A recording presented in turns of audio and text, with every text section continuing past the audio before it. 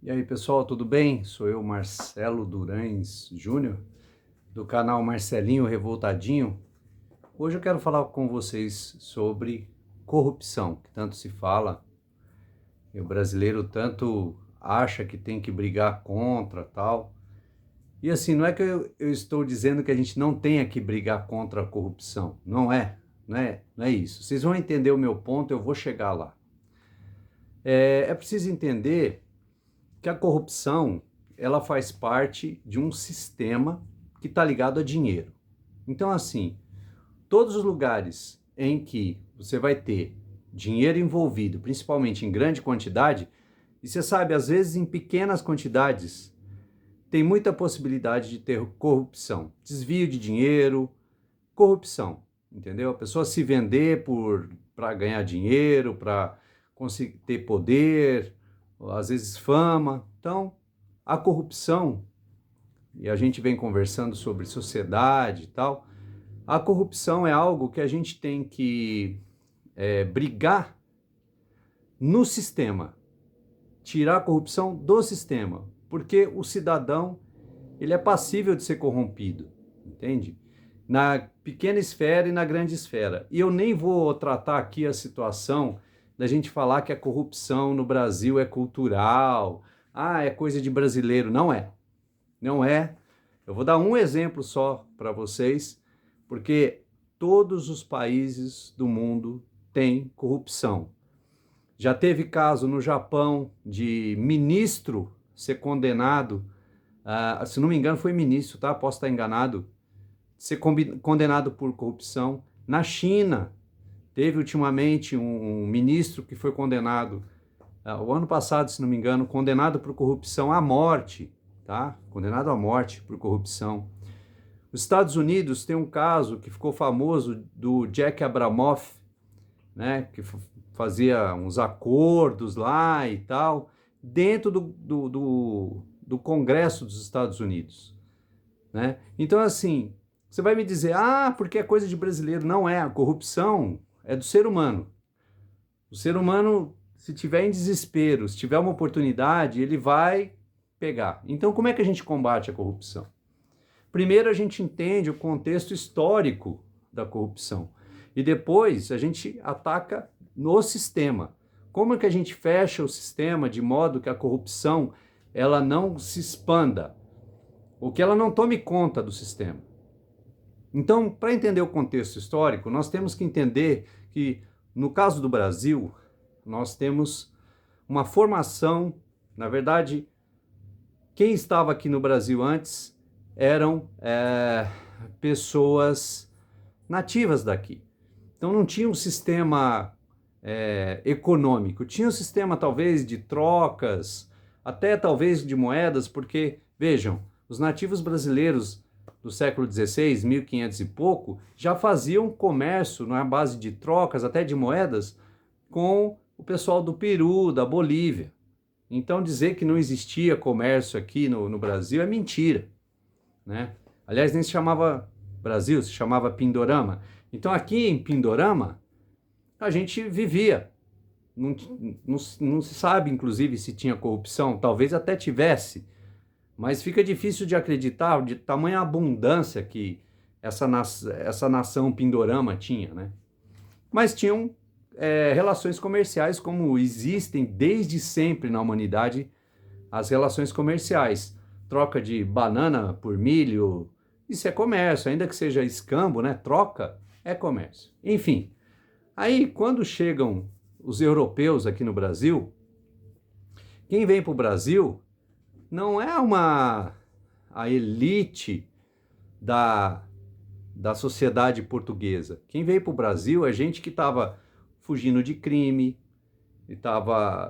tinha uma situação paupérrima na Europa, em Portugal. Todos que vieram para o Brasil não estavam felizes no lugar que estavam, então vieram para cá.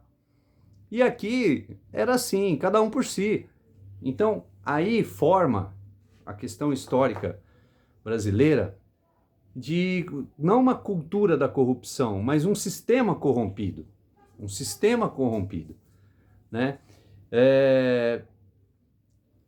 com muitas taxas, inclusive, as taxas que pegavam boa parte do que era produzido aqui, como ouro, prata, etc.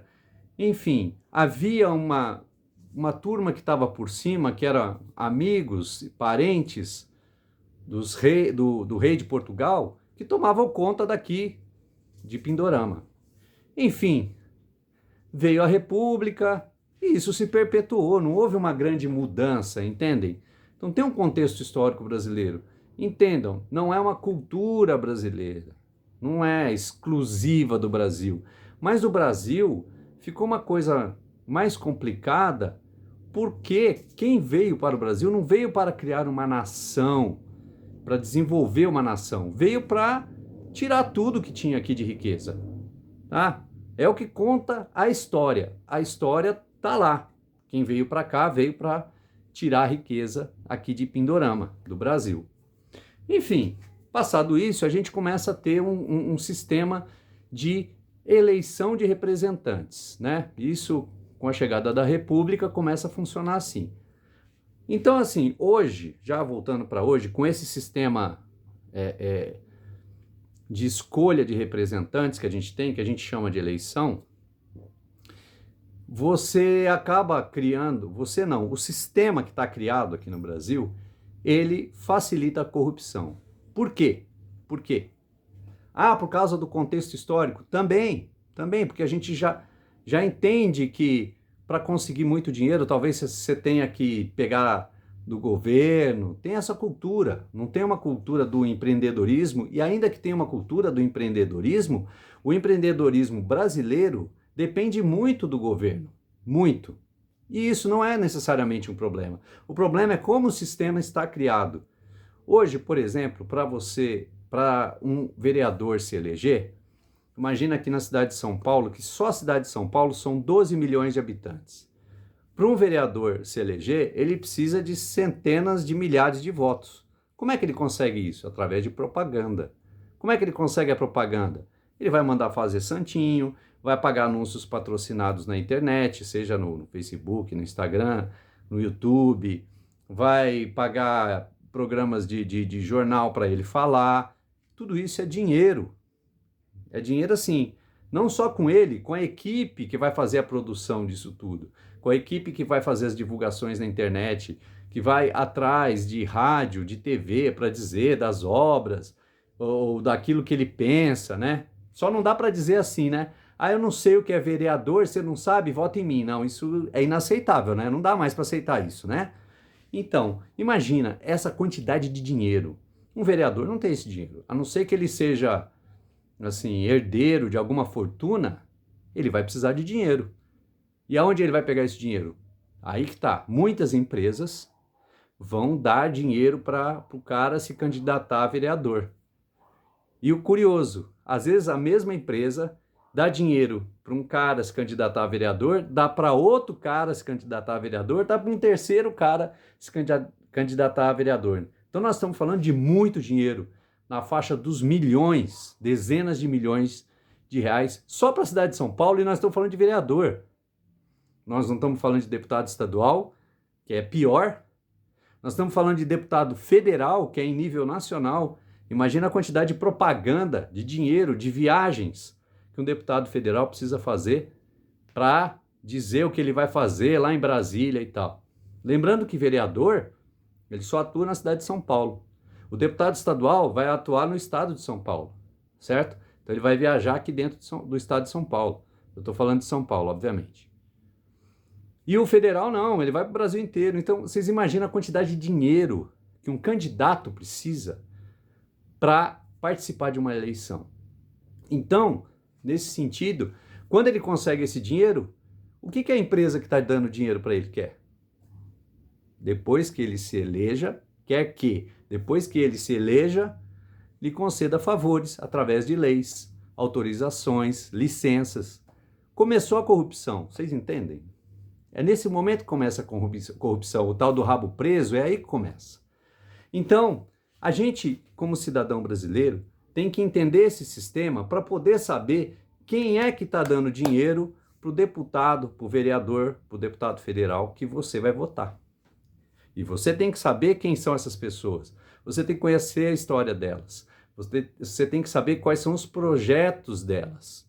Quais são as ideias que elas defendem. Se vão bater com as suas. A sua ideia é educação de qualidade gratuita? Saúde de educação e qualidade gratuita? É casa para morar de qualidade, né? Com preço baixo? Quais são as ideias dessas pessoas? Entende onde está a corrupção? A corrupção está no começo, que o cara vai se candidatar como um cargo simples, e depois, quando nós escolhemos essas pessoas. Então, aí o sistema existe aí, e nós temos que estar atentos neste momento, no momento da escolha. O momento da escolha, a gente consegue começar a mudar a chave da corrupção. Por quê? As empresas que apoiam os políticos que a gente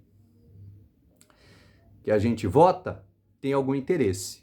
Se for um interesse nacional de crescimento, desenvolvimento, gestão de emprego, geração de empregos, é algo que a gente tem que ver. Cuidado com o meio ambiente, né? Porque a água que a gente toma, depende do meio ambiente, depende de chuva, depende de rio. Então, assim, esse é o momento da eleição é o momento que a gente dá o primeiro passo contra a corrupção.